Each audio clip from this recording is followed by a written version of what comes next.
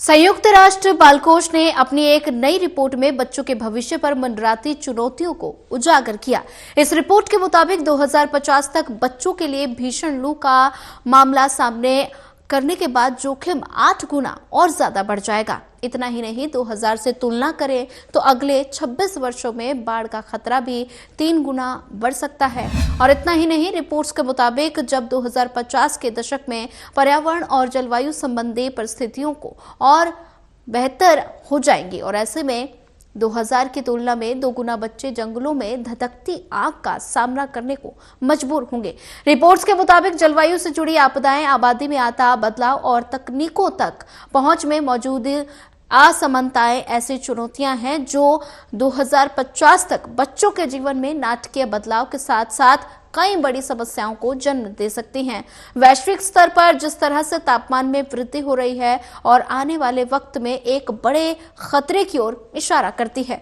बता दें कि 2023 दर्ज जलवायु इतिहास में अब तक का सबसे गर्म साल था और वहीं वैज्ञानिकों ने आशंका जताई कि 2024 में बढ़ता तापमान एक नए शिखर तक पहुंच सकता है।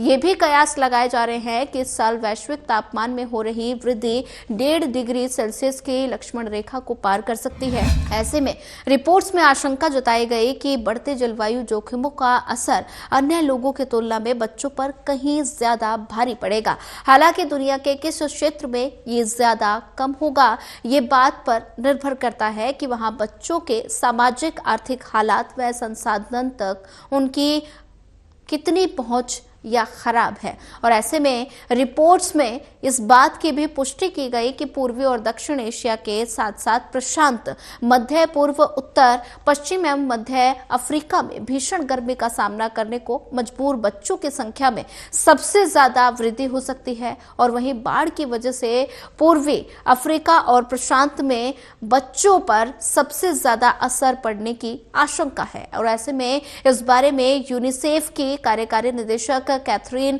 रेसेल ने प्रेस के हवाले से कहा कि बच्चों को जलवायु आपदाओं से लेकर ऑनलाइन खतरों तक अनेक तरह की चुनौतियों का सामना करना पड़ रहा है। आशंका है कि ये खतरे समय के साथ गंभीर रूप ले सकता है और ऐसे में उनके मुताबिक 2050 में एक बेहतर भविष्य के सृजन के लिए कल्पना से कहीं ज्यादा प्रयास करने होंगे। उन्होंने चेताया कि दशकों की प्रगति विशेष रूप से बच्चियों के लिए खतरे में है। रिपोर्ट्स में आबादी में आते नाटकीय बदलावों पर भी प्रकाश डाला है। इसके मुताबिक अगले 26 वर्षों में सब सहारा अफ्रीका और दक्षिण एशिया में बच्चों की सबसे ज्यादा आबादी होगी। हालांकि साथ ही बुजुर्गों की आबादी भी बढ़ रही है। अनुमान है कि दुनिया के हर क्षेत्र की आबादी में बच्चों की हिस्सेदारी में कमी आ सकती है। अफ्रीका में जहां बच्चों की संख्या सबसे ज्यादा होने के बावजूद वहां उनकी आबादी 40% से नीचे पहुंच सकती है। बता दें कि 2000 के दशक में आबादी में हिस्सेदारी करीब 50% थी